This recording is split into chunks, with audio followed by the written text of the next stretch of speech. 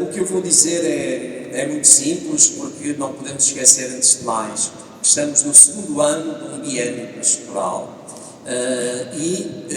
o ano passado éramos convidados a ser peregrinos de esperança e o grande foco era precisamente o ano jubilar, o ano santo.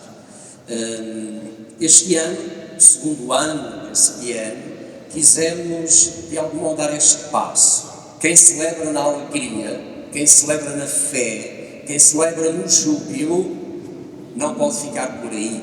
Para nós celebrar é comprometermos. É comprometermos com a comunidade, com as realidades do mundo.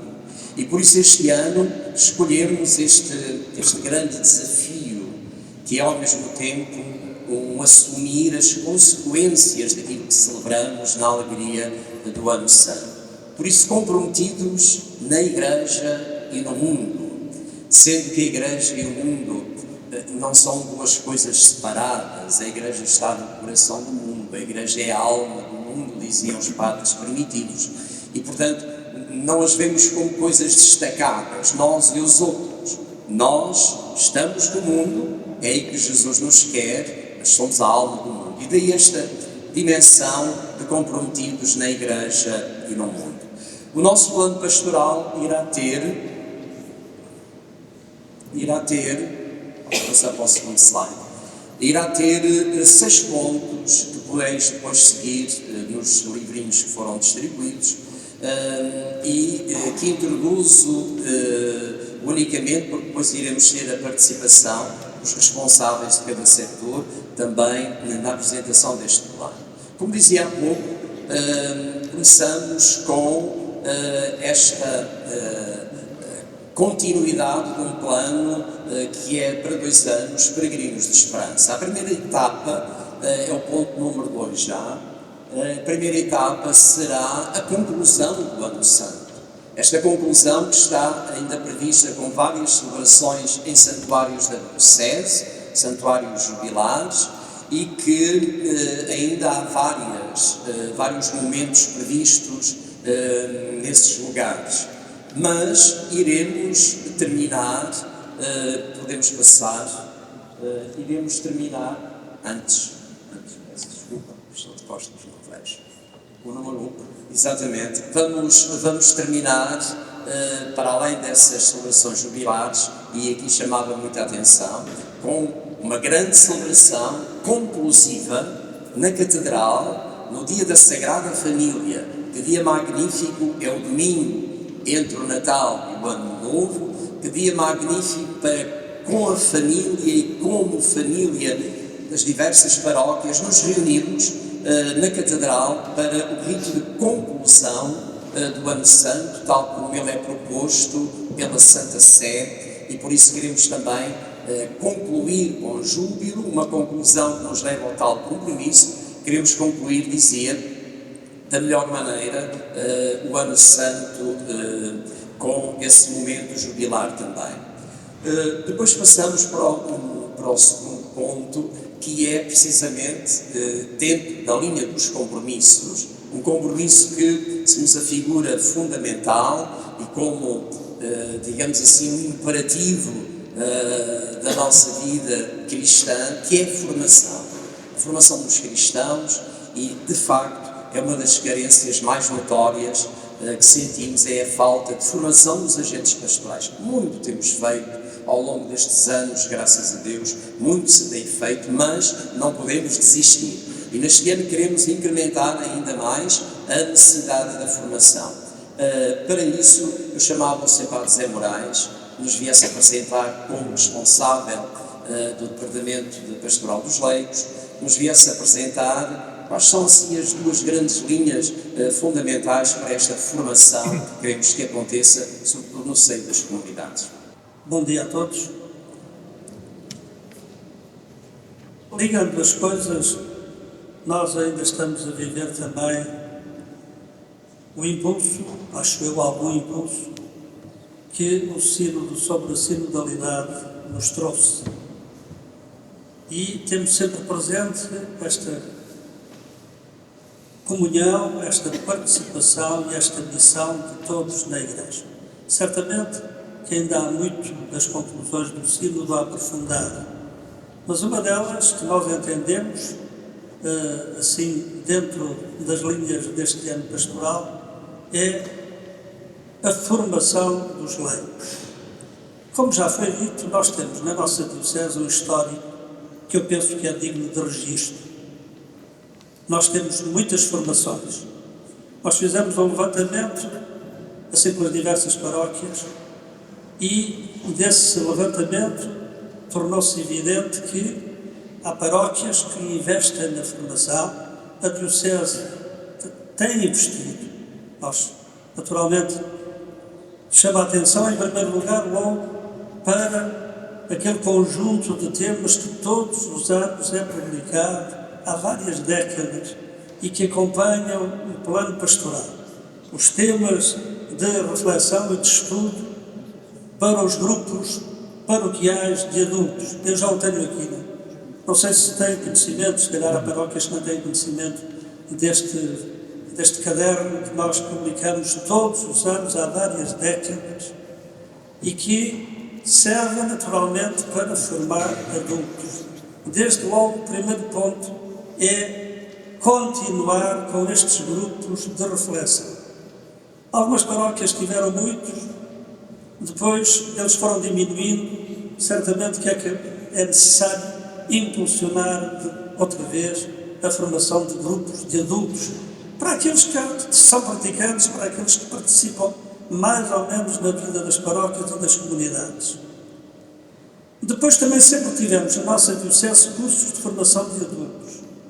Neste momento também está um curso, depois dos anos da pandemia, o Instituto Superior de Teologia de Évora também tem em funcionamento um curso de formação teológica para leigos. O ano passado funcionou com 44, mais ou menos aqui da região de Évora, mas não só de Évora, também assim aqui à volta. E este ano está no segundo ano com o mesmo número. Portanto, tudo isto é formação de adultos. Mas esse levantamento que nós fizemos também nos deu a conhecer que esta implantação da formação de adultos não é a mesma. Há aqui uma certa descontinuidade na diocese e há paróquias que não têm nada. Não têm mesmo nada. Certamente que todas as paróquias, e também é evidente que todos os anos o Sr. Arcebispo faz a inscrição dos catecúmenos na ordem dos 30 e poucos da diocese. Todos os últimos anos tem sido mais ou menos este número. Portanto, também aí há formação, com certeza, desses adultos que pedem o batismo, naturalmente, os sacramentos da iniciação cristã. Também há muitas paróquias que formam adultos para a comunhão, para o crisma, quando estes sacramentos não foram recebidos em criança no itinerário normal da catequese. Mas há outras que não têm nada. E este é o problema que nós sentimos. Enquanto esta implementação é muito diferenciada. E daí que, para este ano, nós entendamos que é preciso, não digo que seja em todas as paróquias igual, mas num bom número de paróquias é necessária uma formação de base. De facto, muitos adultos nunca fizeram uma verdadeira iniciação cristã. Este é um problema que se põe, não só na nossa diocese, como na Igreja de Portugal e se calhar noutros lugares. E por isso, em ordem a que haja adultos cada vez mais comprometidos nas paróquias, haja adultos que até possam vir a ser instituídos em ministérios, e mesmo que não sejam instituídos, que possam vir a exercer ministérios e serviços nas paróquias, porque são necessários. Então, este ano, uma comissão que foi nomeada, é verdade, decidiu propor, certamente que, como digo, haverá diferenças entre as paróquias, mas há uma formação base, e nós temos materiais, porque nós, de facto, temos tido a preocupação de ter muitos materiais, e, inclusivamente, apresento aqui um livro que dá, são 96 catequeses para a iniciação cristã dos adultos, e que já foi publicado há alguns anos. O coordenador foi o nosso conhecido, falecido Padre José de Leão Cordeiro, e tem a colaboração aqui de gente daqui da nossa diocese. Este livro nasceu aqui. E, portanto, uma proposta que é feita este ano sem, de maneira nenhuma, abrandar nos outros grupos que já existem. Atenção, não se trata de substituir uns pelos outros, trata-se de começar com alguns que não têm uma formação base, e há muitas paróquias onde isto é necessário. Por isso, aqui está, propomos para este ano, naturalmente juntando catequeses, porque aqui estão 96 catequeses, que naquelas paróquias, naquelas comunidades onde seja necessário uma formação base, se utilize aqui este manual, chamemos-lhe assim. Ok? Este livro, já estão aqui alguns até, que podem já começar a ser vendidos. É barato. É barato, não sei se é 15 euros, não é verdade? 15 euros. E no serviço da pastoral também estarão lá ao vosso dispor. Portanto, a aposta seria para estas comunidades, estes grupos que precisam de uma formação básica, seguir este itinerário. Naturalmente que sem isso depois também não podemos dar uma formação mais especializada em ordem aos ministérios e ao compromisso na Igreja. Portanto, é esta a proposta que é feita também, ao lado das outras, naturalmente, que já estão em funcionamento.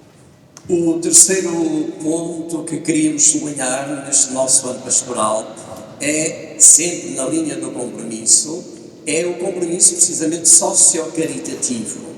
Não podemos deixar de escutar as súplicas, os clamores que nos surgem à nossa volta, dentro da comunidade cristã, no mundo em que vivemos.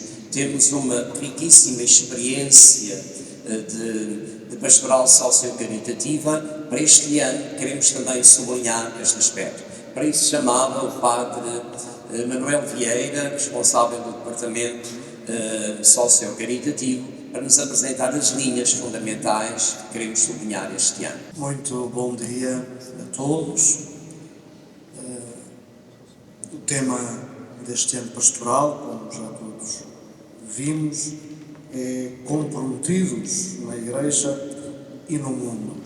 Esta ideia de compromisso é, portanto, o foco central do plano deste ano e que casa muito bem com aquilo que é a identidade da própria Igreja.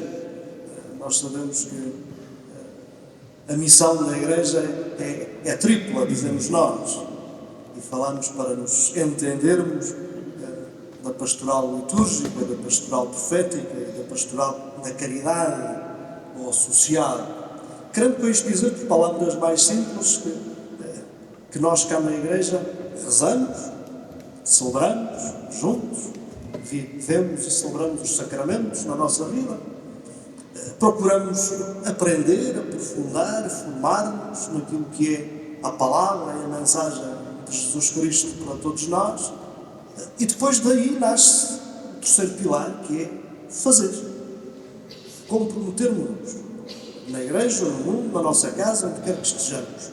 Portanto, é aí, neste compromisso, neste fazer, que este ano nos é pedido um reforço, digamos assim. Não é preciso grandes reflexões para percebermos que, a partir do Evangelho, a compaixão e a busca da justiça fazem e têm de fazer parte da nossa identidade cristã. E é precisamente isso que queremos, neste ano, reforçar. E isso passa por nos comprometermos, em primeiro lugar, com a dignidade humana. Obviamente, por nos comprometermos mais com a justiça social.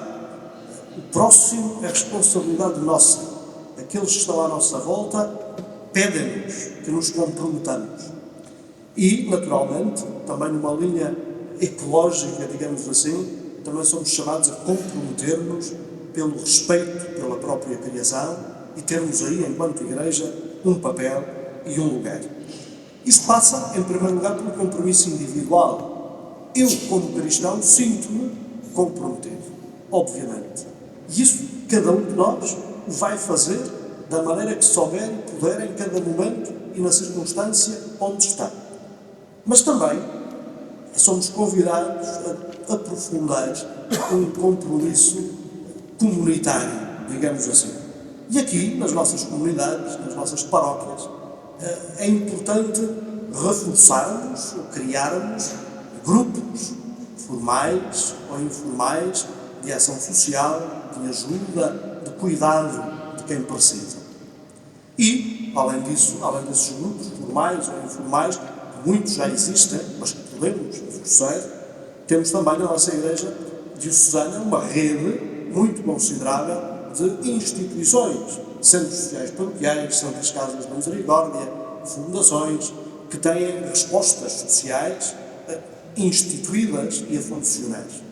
Queremos também, neste ano, focar-nos aí para reforçar o trabalho dessa rede de instituições e apelar às comunidades cristãs para que se envolvam nelas, para que ajudem, para que colaborem, para que as sintam como nossas, porque o são de facto.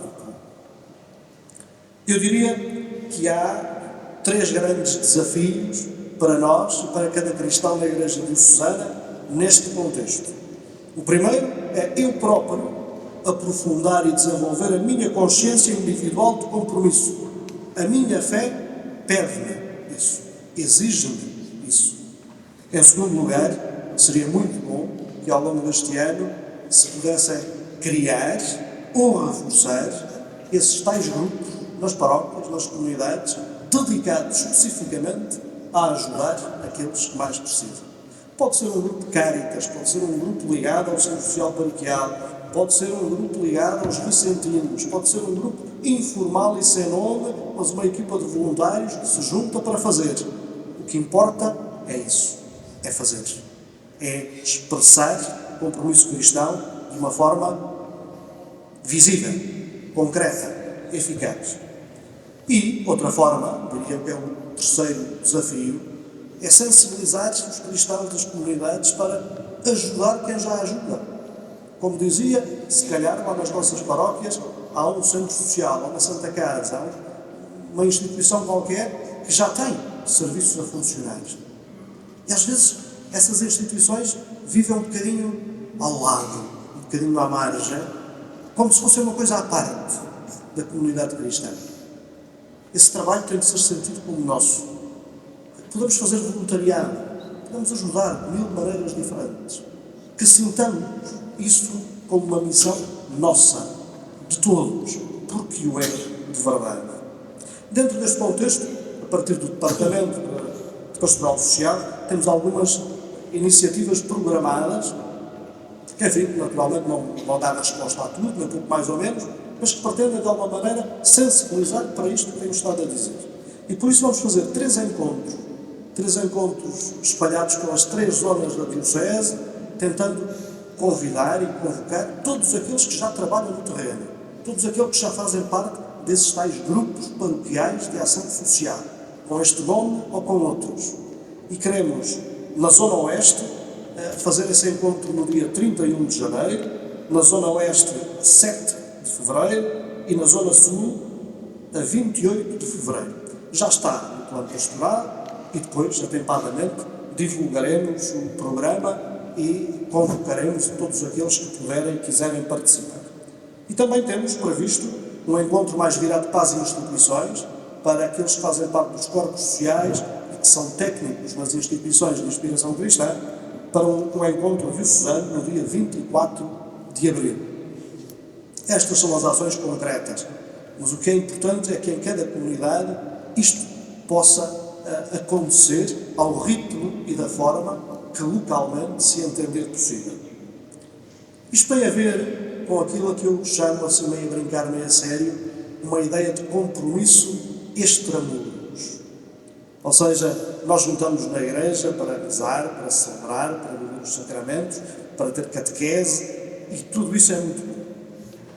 Mas temos também de avivar e reforçar esta consciência que o nosso compromisso vai para lá, das portas da igreja, vai para a nossa vida inteira. E onde estiveres, com quem estiveres, no contexto em que estiveres, és cristão. E é aí que temos de nos comprometer. Muito obrigado. É admirável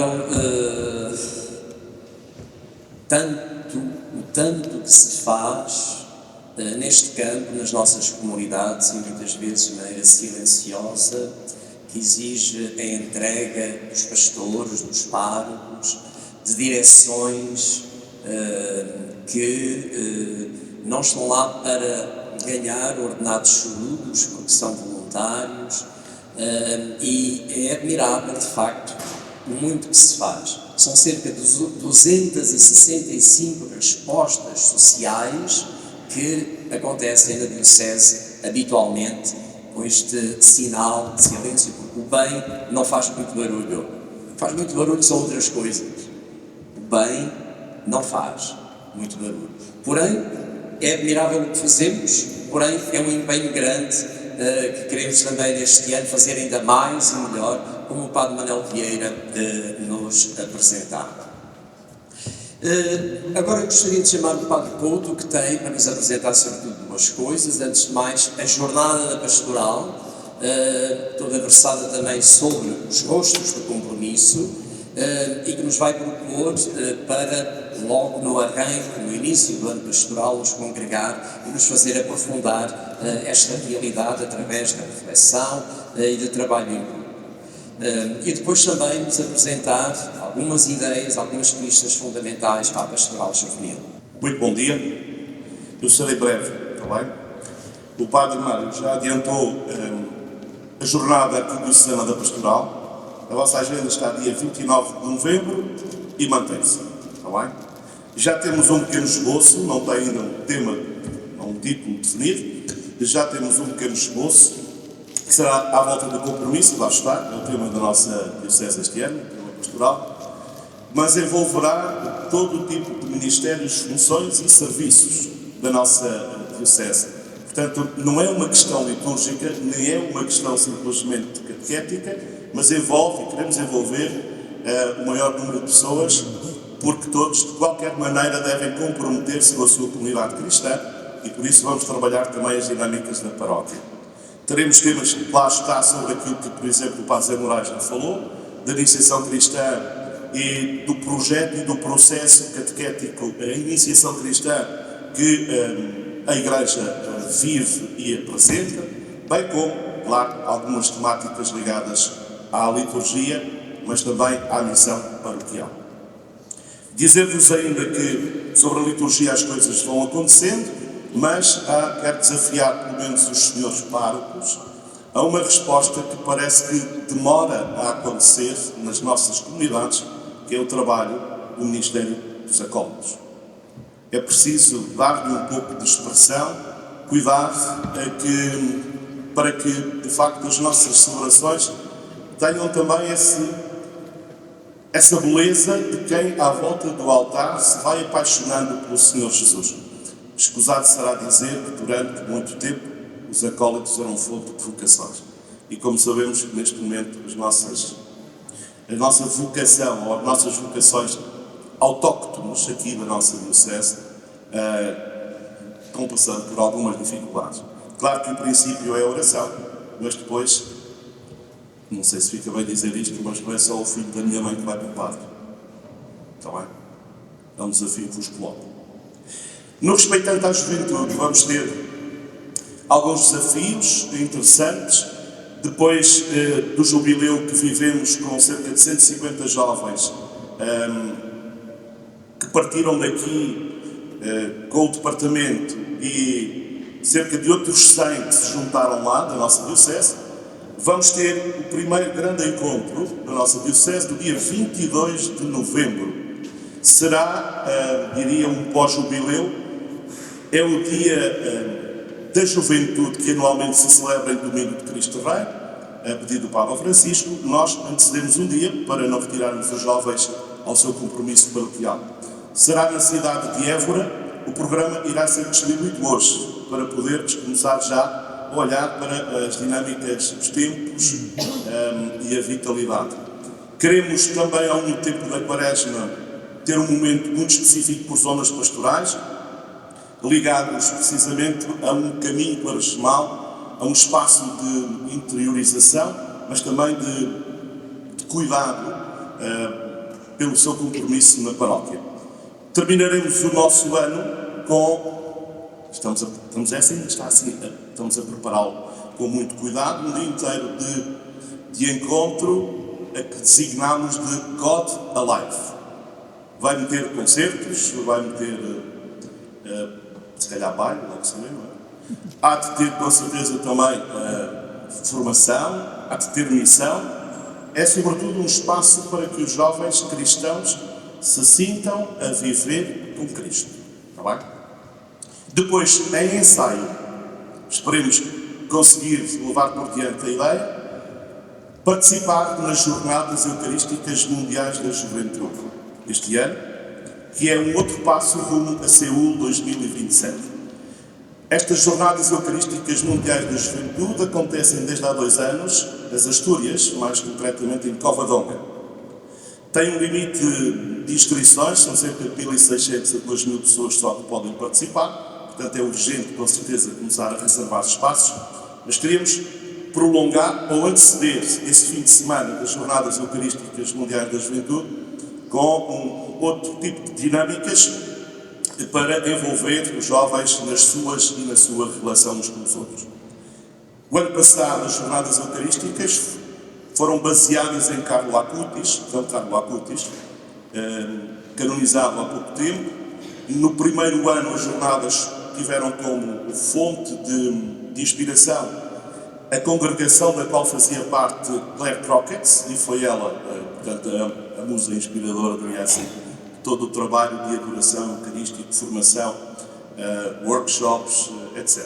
Está em projeto, esperemos conseguir. Depois é olhar para o plano, não vou aqui chatear-vos com todos os acontecimentos, está bem? Mas serão estes mais ou menos as ideias, porque os jovens também, logicamente, são desafiados profundamente ao compromisso das suas comunidades.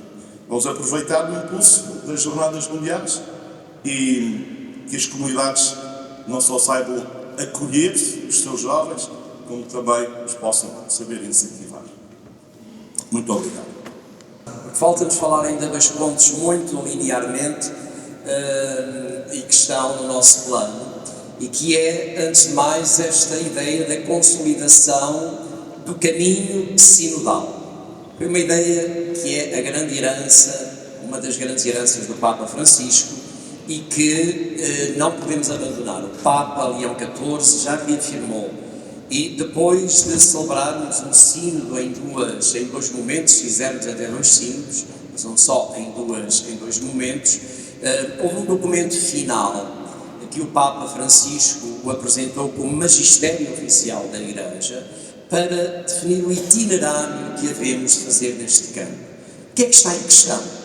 Lembramos-nos todos, podemos apresentar a coisa assim. Lembramos-nos todos quando olhávamos para uma paróquia e dizíamos: o padre é que sabe, o padre é que manda, é tudo com o padre, ele é que faz tudo. Essa mentalidade, graças a Deus, que já está muito desvanecida em nós, porém às vezes ainda temos certos resquícios, e o desafio é olharmos como comunidade, como comunhão, como experiência de comunhão. E aqui há todo um trabalho a fazer. Estamos a fazer esse caminho. A sinodalidade não foi uma invenção do Papa Francisco, ela vem desde o desejo de Jesus, intensificou-se ao nosso tempo com o Concílio Vaticano II, mas há caminho a fazer. E em junho passado, o Papa Leão publicou, aliás, a missão do Sínodo, com a anuência do Papa Leão XIV, publicou um documento precisamente para a consolidação deste caminho sinodal, intitulado Pistas para a fase de implementação do sínodo, reafirmando que a ideia da sinodalidade não é para deixar, é para incentivar. E, portanto, a Igreja convida-nos a refletir sobre isto. E essas pistas para a fase de implementação do sínodo, que também tem uma calendarização, que nos leva em 2028 a uma grande Assembleia em Roma, e até lá várias etapas a percorrer, nacionais, europeias, mundiais, cardeais e depois em Roma. Porém, era importante deixar passar esta mensagem.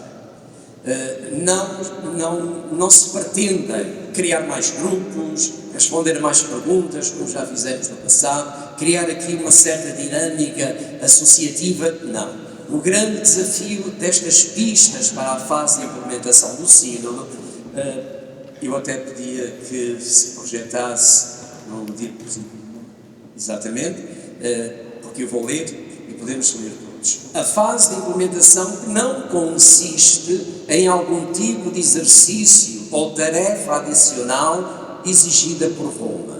Faz parte da vida ordinária das igrejas e inspira as suas práticas cotidianas. O desafio é este. É no que somos, como somos, o que fazemos e o como fazemos. Deixemos transpirar ou respirar, se quiserem, esta ideia de sermos um só corpo, de sermos comunhão. Então é na maneira, nas paróquias, as coisas vão acontecendo, que devemos passar dos documentos à prática. E por isso cada igreja local, cada comunidade paroquial, poderá praticar a sinodalidade dentro da sua própria pastoral ordinária, melhorando o modo como realiza a própria missão, através do discernimento eclesial que o Espírito Santo nos exige hoje. Portanto, se quisermos, chegou o tempo, passou o tempo dos documentos, passou o tempo, ou chegou o tempo de exercermos concretamente essa sinodalidade. Portanto, que esta ideia do caminho sinodal não se desgaste no nosso olhar, mas, pelo contrário, o sintamos como, no fundo, uma prática corrente e habitual, onde passamos de uma certa imagem, porventura, centralizadora, aqui ou além até clericalista, mas sejamos, sobretudo, a experiência da comunhão que a Igreja nos propõe. O último ponto, e é mesmo um aceno, é precisamente a revitalização do diaconato permanente. Ele já tem estado em planos anteriores, mas queremos, e é a intenção do Sr. Arcebispo, durante este ano, encontrar um grupo, chamar, porque a vocação é sempre a Igreja que chama, portanto, convidar, chamar alguns irmãos para poderem preparar-se, formar-se e oportunamente serem ordenados diáconos para o bem da Igreja. A nossa experiência de diaconato permanente é muito positiva e, portanto, queremos revitalizá-la. A riqueza de um plano pastoral não se esgota nestas linhas, que têm, no fundo, o objetivo de nos focar. Estas linhas essenciais do plano que aqui apresentamos têm este mérito, ou melhor, pretendem este mérito, de nos focarmos todos nestas linhas fundamentais. Porém, a riqueza do plano pastoral está muito além daquilo que aqui hoje dissemos, porque ela depois desdobra-se nos planos dos departamentos da pastoral e, sobretudo, ainda mais desdobra-se na vida do dia-a-dia, nas comunidades, onde a vida acontece e o dia-a-dia se deixa iluminado pela presença do Senhor ressuscitado. Muito obrigado a todos, um bom ano pastoral e que verdadeiramente deixemos transparecer no mundo em que vivemos a alegria de ser cristão.